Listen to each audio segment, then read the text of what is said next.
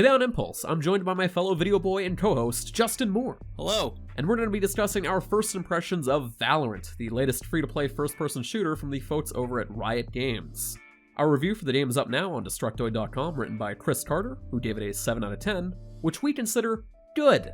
Not great, not excellent, not bad, just simply good. And I've got to say, Valorant is a very manufactured level of good. Certainly. It is quality through and through. I don't think anyone could really say otherwise in terms of, the production values and whatnot. But the core mechanic-wise, it's not very inspired because it's pretty clearly Counter-Strike with some hero shooter mechanics. Yeah, as redundant as that is to say, as I'm sure it's been said like everywhere by now. And for context, we've only been playing since launch on Monday, while Chris Carter had been playing since the beta. I personally didn't want to bother with the Twitch, watching nonsense stuff to get a code or whatever, so I didn't bother with that. I waited to the launch itself. On launch, there's, I was going to say 11 heroes, but there's 11 agents. That's really differential there, as they call them agents. And there was one new agent that was at launch, which is Reyna, which you played a fair bit of. Yeah, I unlocked her first, and wasn't very good at first. It's a bit of a learning curve. I think it's more of a... Her abilities are less straightforward as some of the starter heroes, I guess. I don't know if that was intentional or not. But towards the end, I started to get a hang of it. Yeah. And the thing is, if you've played other hero shooters, such as, Overwatch and so forth, a lot of these archetypes are pretty much what you'll expect. But admittedly, there is still a lot there to master, especially in the overall, gunplay and stuff. Definitely. At launch, there's also 4 maps, the first of which is Bind, which is my personal favorite. It kind of gives me Dust vibes aesthetically. You got kind of the hallways with the Middle Eastern interiors and stuff, and the little arches. Sure, that was very intentional. I went into this with no context or knowledge that it was trying to be so hard to be Counter-Strike, seemingly. And so the moment I hit shift to maybe run and noticed I was instead walking, I went, oh, it's this on top of buying weapons. No, I made the same assumption as you. I didn't really think it was going to be Counter-Strike. I don't know. I knew it was going to be some sort of version of something because that's sort of Riot's MO, right? League of Legends is Dota, Legends of Runeterra is their card game, they got an auto chess game, right? That's sort of what they do. So, I don't know. I thought, if everyone on Twitch is playing it, team game, gotta be a hero game. Which it is, but that's honestly more of the icing. Yeah, and as for the other 3 maps, you have Haven, which features 3 planting sites for the Spite, which is, your bomb, more or less. And then you also have Split, which is probably the one I played the least. It has this really big, fat midsection with a lot of verticality going for it. Yeah, you have these ropes you can go up and down, sort of rappel up and down. You can also do it silently, which is interesting. Yeah. You can also jump and all that silently as well, as long as you're holding on shift. And then you also have Ascent, which is similar to Bind. 2 plant sites, kind of a left-right scenario, but now this one has shutter doors at each of the plant sites. So you have these doors that you can potentially close. And if you're playing someone like Sage, for example, you can close door and then close off another area with their wall. So if you're planting that's pretty unique and helpful.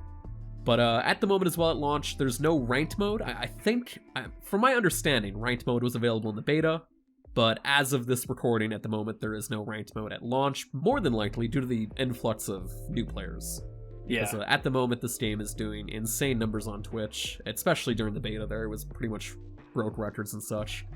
And that is what Riot is kind of gearing this towards. They're trying to make this the next big, highly competitive esports sort of deal, which is what they're good at. They're good at making billion-dollar IPs in the esports realm. Yeah, they're good at taking a established idea, throwing a twist or two on it, making sure it can run on every computer on Earth, and then throwing a ton of money at it for esports and fostering a huge community. And at the moment, for modes, there's 2 different modes at launch: unrated, which is, it's the unranked equivalent, and Spite Rush. Unrated is 5v5 with each attempting to plant the spike, the bomb, at one of the map's plant sites, or simply wipe out the other team.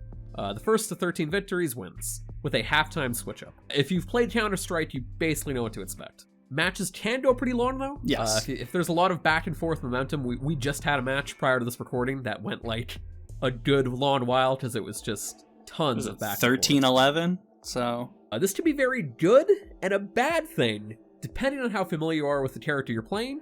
So if you're playing a brand new character and these teams are going back and forth, you are stuck with that brand new character for the game. Yeah. And if you're bad at it, then there's your chance to get good. And depending on the temper of your teammates, that can also be a thing. And since this is a free-to-play game, pretty much everyone can play this. Yeah, that includes the sour apples, which we've run into a good couple. When rank comes out, I'm sure the higher ranks will be better than the lower ranks when it comes to that sort of thing. But as far as unranked goes, you get what you get. Yeah. As for Spike Rush is much more of a quick and it's kind of like your warm-up tier mode. It has a best of 7 format, so it's a lot quicker, with each round randomizing the loadout for every player, weapon loadout, I should say. So sometimes you'll get a team versus team with pistols only, snipers only, shotguns. It's certainly good for at least learning the weapons. So I'd recommend if you're new and you're struggling with the unranked or whatever mode, then definitely give this a go for a little while. At least to wrap your head around the weapons or find a weapon that you're comfortable with. Right, and it also gives a chance to use weapons that perhaps might not be competitively viable, because the impression I get from this is, again, I'm sure they're tired of hearing this, it's much like Counter-Strike, where your M4 analogs and your AK analogs, the Phantom and the Vandal, are probably going to dominate the scene, and your shotguns not so much. On a positive note, though, the in-game voice chat quality can be incredibly good. We've had moments where it's like, it sounded like we were straight up in a Discord call between teammates. Like, it's nuts. So for better or worse, if you and your teammates have good microphones, you'll understand one another perfectly, including when they're screaming at you over something. Aesthetically, however, the game, it's pretty drab and dull looking in my opinion. Like, that's one of my biggest knots on this thing. I mean, yeah, it feels flat to me lighting wise and stuff, and just color wise, sort of very simple geometry and stuff, again, because they're trying to make this run on every computer known to man, so it's not very graphically intensive. And as far as optimization goes, I had a solid frame rate throughout, so like there's no problems there, but it's just not much to look at, I don't think. Another good point, though, brought up though by our own Patrick Hancock on the website itself, in the comment section of a review for the game, is the default skins are absolutely bland as hell for the guns. For example, in Counter-Strike, there's no way you'd ever confuse an AK and an M4. They have distinctly different colors and looks to them. But in Valorant, all the default gun colors are black. So early on, you can accidentally pick up guns you don't necessarily want to be picking up, like the Guardian or whatever. Like one of those rifles is some sort of like burst shot thing. And every now and then I think it's maybe a Phantom and I pick that up instead.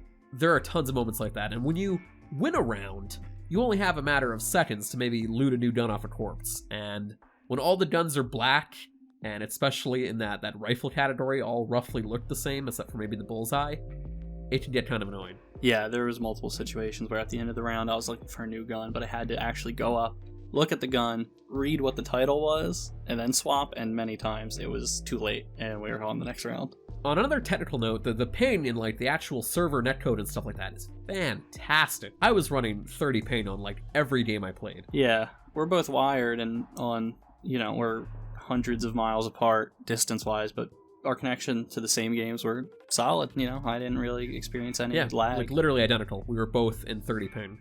But probably the reason why this game is getting a ton of flack, it got absolutely review bombed on Metacritic a whole ton, is the big spicy anti-cheat system for this game known as Vanguard. And in all honesty, I'm not gonna really sugarcoat anything about this. It's incredibly intrusive. It's running at all times, even when you're not playing the game. It starts up with your computer, and if you disable it and want to play Valorant again, you straight up need to restart your computer. And honestly, I can totally understand why some folks don't even want to touch this game because of it. Yeah. It's almost as bad as Capcom had a Street Fighter V thing where they installed a rootkit on your computer, just straight up, no security. I think Riot has taken some precautions, and they've tried to downplay it, it's the way we can get around people would start up their cheats and then start up the game, and since the cheats were already started, the anti-cheat wouldn't detect it. Yeah. I don't know, I can't say how truthful this or that is on a technical standpoint. It's just weird that really the only compelling thing about this is that it's new. It doesn't have anywhere near the content that Counter-Strike has, but hey, it's new. It's something. It doesn't have any of the veteran players either, so that's sort of the... No. Well, I guess it kind of does, but they all have new things to learn. Everyone, in theory, is starting from the same base. Overall, with Valorant, the interior, the mechanics are solid, but the exterior is like fish eggs. Door stuck. But what did you think of Valorant? Let us know down below. And for more Impulse content, news, written features, reviews, and more, be sure to head on over to Destructoid.com.